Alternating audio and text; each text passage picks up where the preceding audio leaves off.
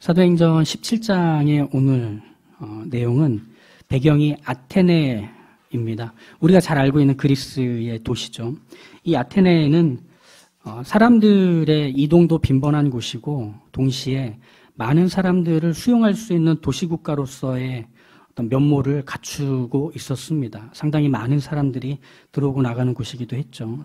더불어서 사람들의 들어오고 나가는 흔적들은 문화가 되고 사상이 되고 그리고 사람들의 살아가는 모습에 지대한 영향을 미치며 아테네는 모든 사상과 당시에 유행하는 것들과 문화의 중심이 되었던 도시였습니다. 오히려 로마보다는 아테네가 많은 영향력을 미치기에 부족함이 없는 지중해의 도시국가였었죠. 아테네에 들어온 바울은 그 잠깐의 시간조차도 견딜 수 없는 마음에서 일어나는 불같은 것을 느꼈습니다. 왜냐하면 아테네 전체를 도배하고 있는 것이 아테네 중앙에 세워져 있는 신전과 그리고 그 신전 주변에 둘러싸여져 있는 그 신과 관련된 여러 가지 물건을 파는 사람들, 그리고 그 신에게 도움과 기대를 바라면서 찾아오는 많은 무리들, 그리고 또 한편에서는 여러 당시에 유행하던 철학을 가르치는 사람들과 그를 추종하던 제자들의 무리들, 이것들로 가득 차 있는 이 아테네 도시의 모습을 보면서 마음에서 불같은 게 일어났습니다. 그건 울분이라기보다는 슬픔이었고 안타까움이었습니다. 바울의 이 슬픔, 이 안타까움은 무엇이었을까요? 먼저 바울은 17절에 보시면 이렇게 찾아다니면서 사람들과 만나 이야기를 합니다. 회당에 들어가서는 유대인들을 만나고 또 유대교에 호감을 갖고 여호와 하나님을 믿기로 한 경건한 사람들과 이야기를 나눕니다. 또 장터에서는 그가 만나는 사람들에게 그들이 믿는 신에 대해서 묻고 그리고 그 신이 정말 너희들의 도움인지에 대해서 변론하는 시간들을 또 끊임없이 갖습니다. 에피크로스 학파 그리고 스토아 학파라고 이름이 이미 우리에게도 알려져 있는 이 철학자들의 무리들과 함께 변론하며 그들의 사상, 그들의 주장에 맞대어서 복음을 전하는 바울의 어떤 투사적인 모습을 보게 됩니다. 아테네는 기존에 있던 사상들이 전복되는 그 쾌감을 좋아했던 사람들입니다. 왜냐하면 당시 고대 지중해 지역에서는 여러 지역들마다 섬기는 고유한 신들이 있었고 그 신들을 섬기는 게 문화의 중심이고 사상과 철학의 중심이 되어 있었죠. 왜냐하면 이렇게 교류가 활발하지 않았기 때문에 그랬습니다. 그러다 보니 고인물처럼 각자의 생각과 사상과 문화들이 한 지역 안에 이렇게 오랫동안 뿌리를 내리고 그것이 그 사람들의 사고와 삶을 지배해 왔죠. 그런데 아테네처럼 여러 문화와 사상이 교류가 되는 자리에서는 새로운 것들에 의해 이전 것들이 공격을 받고 도전을 받으면 서로 보완하면서 더 나아간 희망찬 미래가 펼쳐질 거라는 기대들이 아테네 사람들에게는 있었습니다. 그러니까 새로운 것이 들어왔다. 그러면 모두가 다 환호하는 게 이 사람들의 분위기였던 거죠. 마침 바울이 그 새로운 걸 들고 아테네에 들어갔던 겁니다. 그러니까 여러 사람들과 그 부류들의 이야기들을 들으면서 그 사람들이 이것 봐라. 처음 들어보는 얘기인데? 하지만 또 그 이면에는 그래. 네가 하는 말이 새로운 것 같아도 분명 어딘가에 있던 걸 거야. 그리고 우리가 충분히 반박 가능한 내용에 불과한 것일 거야. 라면서 이 아레오바고까지 끌고 갔던 거죠. 이 아레오바고는 많은 사람들이 자신의 주장을 외치던 일종의 광장의 개념이었습니다. 그래서 그 사람들의 이야기를 들으면서 누군가는 지지를 보내고 누군가는 그 주장에 대한 반대를 또 외치며 서로 변론하고 변론하는 일종의 토론의 장이죠. 이제 바울은 그들이 이제 얼마나 새로운 것들을 얘기하는가 귀를 열고 들으려 하는 이 사람들 앞에서 이야기를 시작합니다. 그게 바로 22절 한번 들어보시죠. 아덴 사람들아 너희를 보니 범사에 종교심이 많도다.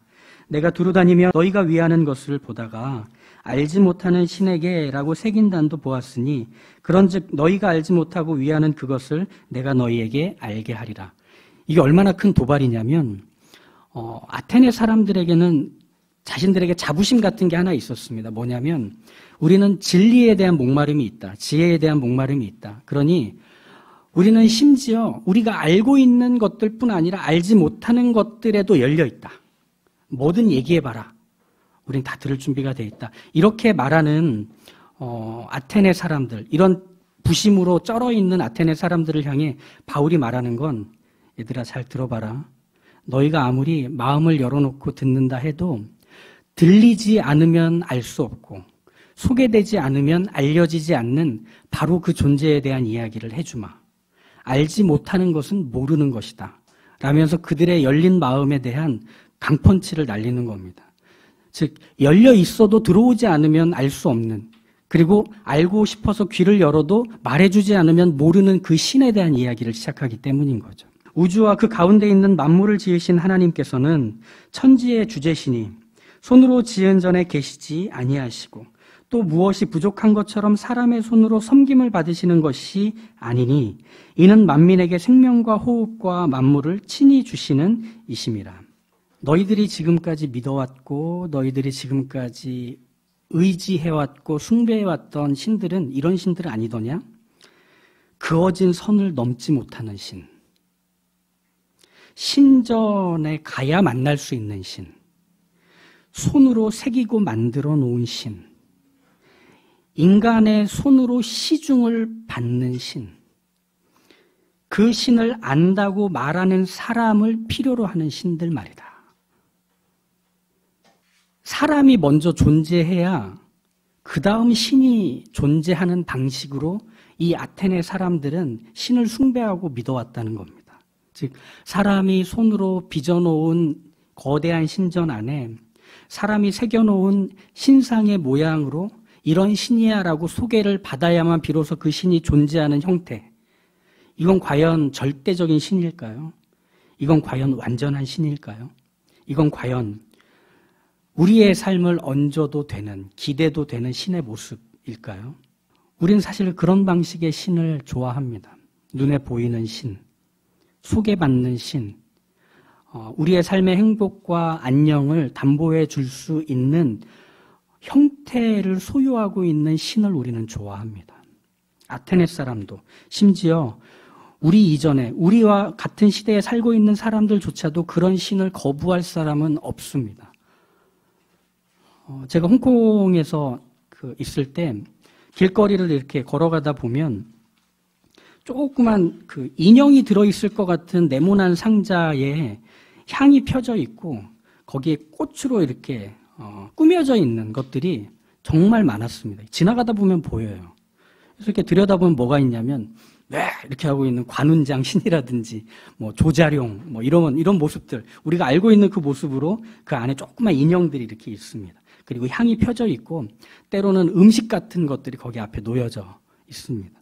홍콩은 역술가들이 돈을 참 많이 버는 도시입니다. 그래서 아이가 태어나면 점을 보고 또 그래서 이름을 짓는 것도 하고 사업을 시작하면 건물을 지으면 또 직장에 취직하면 다 점쟁이를 찾아갑니다. 역술가를 찾아갑니다. 결혼을 할 때도 결혼 날짜를 점쟁이에게 받습니다. 그리고 사랑하는 가족들이 죽은 다음에도 언제 묘지에 묻어야 할지 날짜를 또 받습니다. 심지어 어디까지 역술가들의 역할이 있느냐면 큰 건물을 하나 지으려고 하는데 그 건물을 설계할 때도 역술가를 불러서 어드바이스를 받습니다. 그래서 어떤 건물을 보면 참 희한하게 생긴 건물이 있습니다. 디귿자로 생긴 건물인데 구멍이 2개가 뚫려 있어요. 그 건물에. 그래서 한 3개층 정도 되는 그 사이에 구멍이 하나 뚫려 있어서 보기에 너무 신기해요. 저게 왜 뚫려 있지? 그런데 나중에 현지 계신 분들한테 들어보니까 그 건물을 지을 때 역술가가 얘기를 했대요. 이 건물이 디귿자로 있으면 돈이 들어오지 못한다.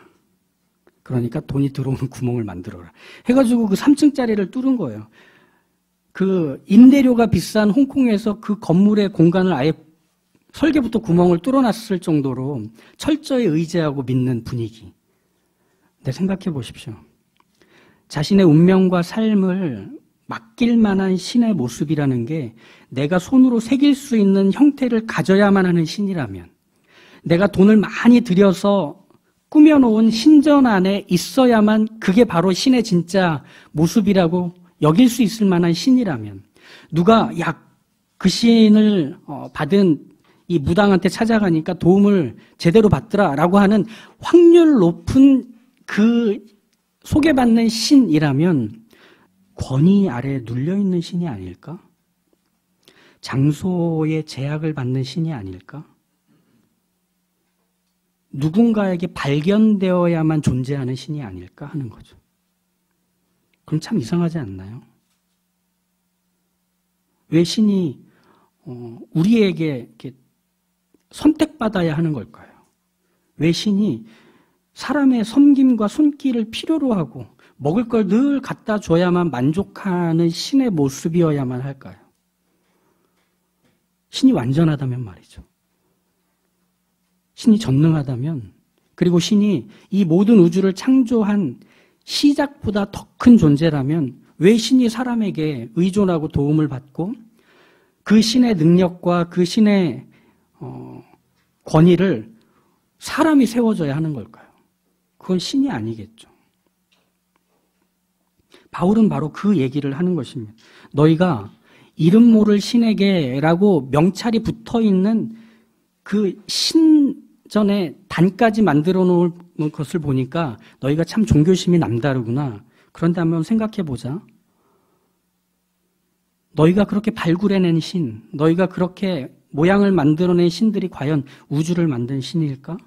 모든 것들을 존재하게 하고 그 존재에 생명을 불어넣고, 그리고 그 생명과 생명이 연결되어져서 이 생태계와 나라와 그리고 너희가 살고 존재하는 이 모든 공간들을 완성해낼 수 있는 신일까?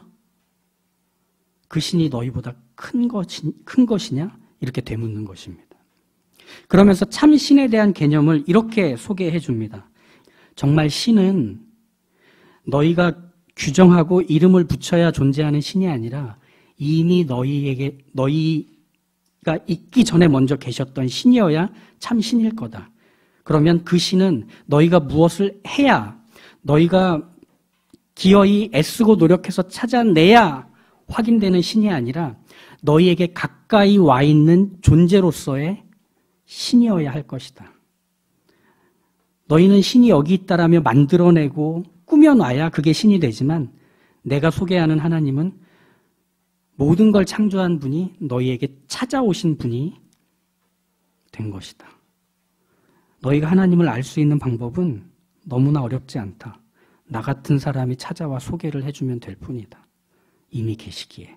이게 바로 바울이 하고 싶은 얘기입니다. 즉, 절대적이고 무한하고 영원하고 변하지 않는 속성을 가진 참 신은 인간의 손으로 시중을 받아먹고 마시며 사는 신도 아니고, 사람을 통해서 발견되고 소개되는 신도 아니고, 사람의 손에 만들어진 신전 복판에서 잘 살아가는 존재가 아니라 우리를 위할 수 있는 존재, 우리가 누군지를 알고 있는 존재, 그래서 우리가 살아가며 생존하는 모든 자리에서 능력과 지혜로 우리의 생존을 보존하고 지켜주고 왕성하게 만드는 바로 우리를 사랑하는 존재여야만 신일 수 있다고 얘기하는 겁니다. 수영 배울 때 그 시작에서 제일 힘든 그 관문이 어디냐면 힘 빼는 겁니다, 물에서. 근데 그때 알게 돼요. 내가 평소에 이렇게 힘주고 살아왔구나. 그때 알아요. 왜냐하면 안 됩니다. 힘 빼셔야 됩니다. 힘 빼셔야 됩니다. 이러잖아요. 근데 나는 분명히 힘준 적이 없거든요. 근데 물에는 안 떠. 그러니까 강사님한테 맨날 혼나. 힘 빼셔야 됩니다. 어떻게 하는지 모르겠어요. 근데 어느 날 돼요. 신기하지 않나요? 동영 이제 그렇지 않나요? 근데 사실 저는 수영을 못해요. 목사는 하나님 그냥 알게 하세요. 우상을 숭배한다는 것, 하나님 아닌 다른 것을 신으로 섬긴다는 것은 힘을 주는 자리로 들어가는 겁니다. 내가 해야 되는 것이 더 있지 않을까? 내가 좀 더 갖추어야 되지 않을까? 내가 좀 더 그 신의 마음에 드는 것들을 마련해야 되지 않을까? 라는 나를 평가하고 나를 판단하는 대상 앞으로 가는 게 우상 앞에 가는 것입니다. 그래야만 그 신을 만족시켜서 내가 원하는 걸 얻어낼 수 있기 때문이죠. 하지만 하나님은 힘을 빼고 가는 자리에 계십니다. 내가 내 인생의 책임자로, 내가 내 인생을 전적으로 짊어지고 감싸안고 끌어안고 채워내는 것으로가 아닌 하나님이 무엇을 하시는지, 하나님이 어디에 계시는지, 하나님이 내 삶의 어떤 자리에서 여전히 살아 말씀하시는지를 들으려고 애를 쓸 때 서서히 우리의 몸에서, 우리의 삶에서의 힘은 빠져갑니다. 그러면 하나님을 차분히 요청하는 자리에 서게 됩니다. 이건 놀이터에 던져진 폭탄과도 같은 강력한 힘으로 아레오바고에 모인 사람들에게 터져버렸습니다. 왜냐하면 그전까지의 신의 개념은 수직적인 관계였습니다. 신을 만족시켜야 하는, 신이 기분이 좋아져야만 그제서야 비로소 나에게 보상을 주는, 저주를 잦아들게 하는 그런 신의 개념으로 알고 있던 이 사람들에게 있어서 지금 소개되고 있는 하나님은 어떤 분이냐? 찾아오시는 분. 너희가 누군지를 알고 계시는 분. 그리고 너희의 머리털부터 발끝까지 무엇 하나 소중히 여기지 않는 구석이 없는 바로 그분. 이렇게 소개를 하는 겁니다. 놀라운 거죠. 신은 사람이 닿을 수 없는 저기에 있어서 우리의 간절함과 우리의 수고를 통해 그 멀리 계신 신이 우리에게 무언가를 던져주어 삶이 편하게 되고 안락하게 되는 것만을 바래왔던, 그것이 종교이고 그것이 삶 안에서 신이 일할 수 있는 영역이라 여겼던 데서 그렇지 않다. 신이 너희와 관계 맺고 싶어한다. 신이 찾아와서 이름을 불러가며 이 관계 안으로 묶어내려 하신다. 그래서 신이 갖고 있는 모든 것들을 누리게 만드신다. 그래야만 진짜 신이 아니겠느냐? 라는 것이죠. 여러분의 하나님은 어떠십니까? 여러분을 평가하시는 하나님이십니까? 너 일주일 동안 나한테 약속했잖아. 매일 아침 일어나서 30분 기도하기로, 하루 성경 10장 읽기로, 그리고 간헐적 단식 같은 금식으로 나한테 열심을 보이기로 약속했잖아. 너 왜 안 해? 너 이렇게 자꾸 13579로 띄엄띄엄 할 거야? 라고 하시며 평가하시고 판단하시고 그거에 따라서 보상과 저주를 그에 맞게 주시는 하나님이 아니라 우리의 인생의 복판에서 함께 하시는 하나님이십니다. 우리를 공포와 두려움으로 작동하게 만들도록 하시는 하나님이 아니라 인격적인 사랑 안에서 우리를 끊임없이 하나님이 아닌 것으로는 행복할 수 없고 하나님이 아닌 것으로는 안심할 수 없고 하나님이 아닌 것으로는 내가 내 인생을 펼 수 있는 게 없다라는 걸 기어이 인정하고 받아들이게 만드시는 하나님의 신실하신 수고 속에 우리의 삶이 있도록 하시는 것. 이게 바로 우리가 받은 구원 이후의 삶입니다. 그러니 참 힘들어요. 고달파요. 왜냐하면 하나님 이 정도면 된 것 같은데요. 뭐 여기서 그냥 있죠 뭐. 장난하냐? 자, 텐트 뽑아. 다음으로 간다. 막 끌고 가시는 거죠. 하나님 여기 딱 좋은데요. 여기 뭐 야자수도 있고 뭐 오아시스도 펼쳐져 있고 여기선 3대가 살겠는데요. 야, 장난하냐? 난 1000대 만대까지의 하나님이다. 가자. 미치겠네. 또 뽑아야 되네. 어제 잘 박았는데. 우리로 하여금 하나님이 아니고서는 만족할 수 없는 자리로 하나님은 우리의 인생을 계속 채우십니다. 그게 하나님의 사랑이십니다. 그렇기 때문에 17장 28절에 나오는 이 강력한 선포는 복음 안에 담겨져 아레오바고에 모인 모든 사람들과 지금 우리에게 동일하게 선포됩니다. 우리가 그를 힘입어 살며 기동하며 존재하느니라. 한마디로 얘기하면 하나님이 우리 인생의 시작이시며 우리 인생의 과정이 되시며 우리 인생의 도착지가 되게 힘쓰시는 하나님이시다라는 겁니다.